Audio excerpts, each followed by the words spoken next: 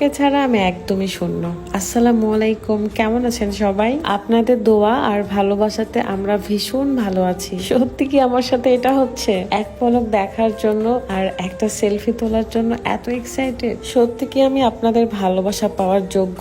যদি তাই হয় আপনাদের আরো দোয়া আর ভালোবাসা চাই। চলেই আসলাম Bogura content creator association third meet up পার্টিতে। আজকে দিনটা একটু বেশি গরম ছিল মনে হচ্ছে। প্রোগ্রাম অলরেডি শুরু হয়ে গেছে, আমাদের যেতে যেতে একটু দেরি হয়ে যায়। প্রোগ্রামটা হচ্ছিল বগুড়া সিটি কনভেনশন হলে, আর বিশ্বাস করেন যাওয়ার পর পর আমার বুকটা ধুকধুক ধুকধুক করছিল। প্রোগ্রামের যারা অ্যাডমিন ছিল তারা খুব সুন্দর করে আমাদেরকে রিসিভ করে এবং শুভেচ্ছা জানায়। এখানে অনেক পরিচিত অপরিচিত মুখ ছিল, কিন্তু একবারের জন্য আমার মনে হয়নি তাদের সাথে প্রথমবার দেখা। সবাই এত ভালোবেসে কাছে টেনে নিয়েছে আমাকে, আমি ভীষণ খুশি। যেহেতু আমরা লেট করে এসেছিলাম তাই ডিরেক্টলি লাঞ্চে চলে যাই। এই মুহূর্তে আমার লাঞ্চ রেখে উঠে যেতে হয়, কারণ আমার বাবু খুবই অস্থির হয়ে যাচ্ছিল, তার ঘুম পেয়েছে, তাই ভাবলাম ঘুমিয়েই দিই। দেখেন আপনাদের বিথি আপু কত কি করে। এইটা সিক্রেট একটা ভিডিও ছিল, তারপরে গ্যালারিতে যখন দেখি শেয়ার করে দিলাম। অন ক্যামেরা ছাড়াও অফ ক্যামেরা তো আমার একটা লাইফ আছে, সবকিছু সামলিয়ে আমাকে থাকতে হয়। তো লাঞ্চটা আমরা খুবই এনজয় করেছি, কারণ এত মজা ছিল কাচ্চিটা।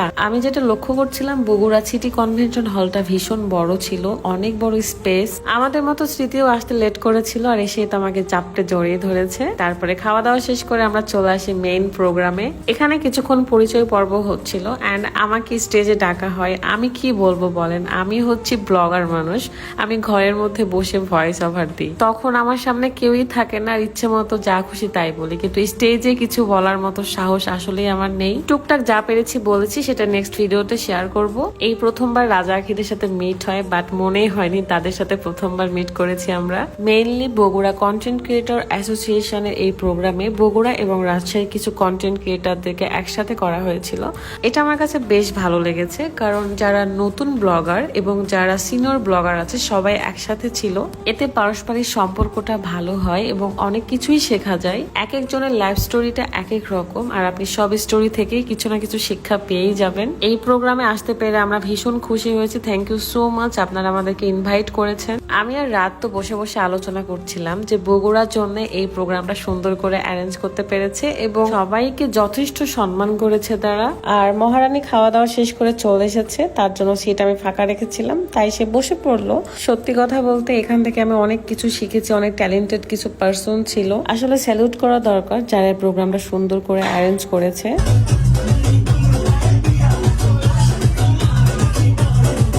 অনেকদিন পর আসলে এরকম একটা প্রোগ্রামে অ্যাটেন্ড করেছি এন্ড ভীষণ এনজয় করেছি আমরা। আর এই দুইটা মানুষকে আমার এত পছন্দ হয়েছে তা বলার বাহিরে।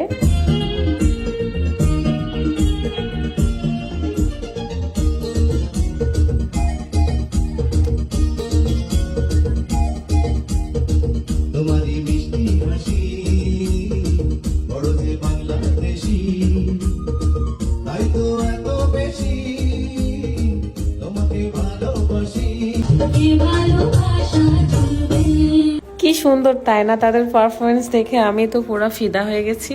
আর অনেকেই অনেক পারফরমেন্স করেছে, অনেক ভালো নাচ করেছে। তো প্রোগ্রামের মধ্যে সবকিছুই ছিল। পরিচয় পর্বের মাঝে মাঝে গান, নাচ, যাতে করে কেউ বোরিং না হয়ে যায়। মাঝে মাঝে আমাকে সবাই ভালোবাসা দিতে চলে আসছিল, আর আমি ভীষণ খুশি। আর আপনারা তো সবাই জানেন আমি আজকের এই ফারহানা বিথি শুধুমাত্র আমার হাজবেন্ডের জন্য।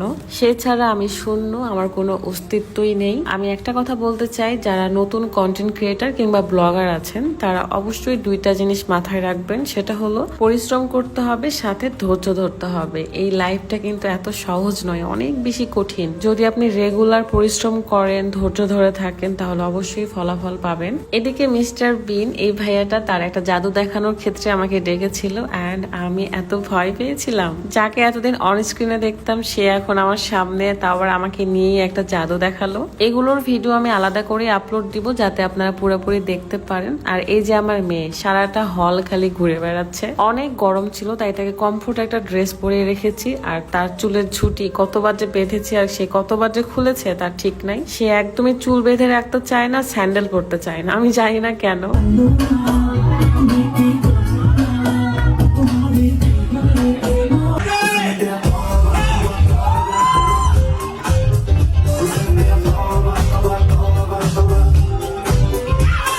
ভাই রে ভাই, বগুড়ার এক একটা কন্টেন্ট ক্রিয়েটার আর ব্লগার এত বেশি ট্যালেন্টেড ছিল। কেউ ডান্সে পাকা, কেউ কথা বলাই পাকা, কেউ কেউ অভিনয়। আমি ভীষণ খুশি আর খুবই ভালো লেগেছে সবার সাথে মিশে কথা বলে। এত ভালো একটা জায়গায় যে আসতে পেরেছি এটা ভেবেও ভালো লাগছিল।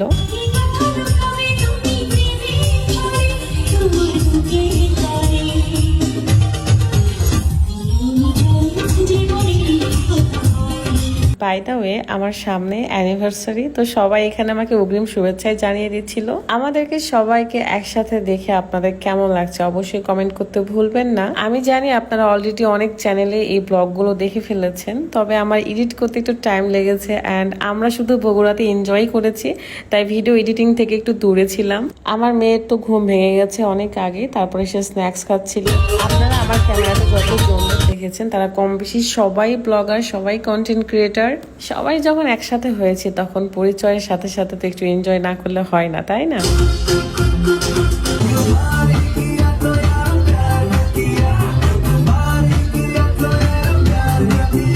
সবাইকে ক্রেস্ট দিয়ে সম্মাননা জানানো হয় এবং আমি একটা কথাই বলতে চাই, সবাই মিলে আমরা এভাবে একসাথে হয়ে কাজ করতে চাই।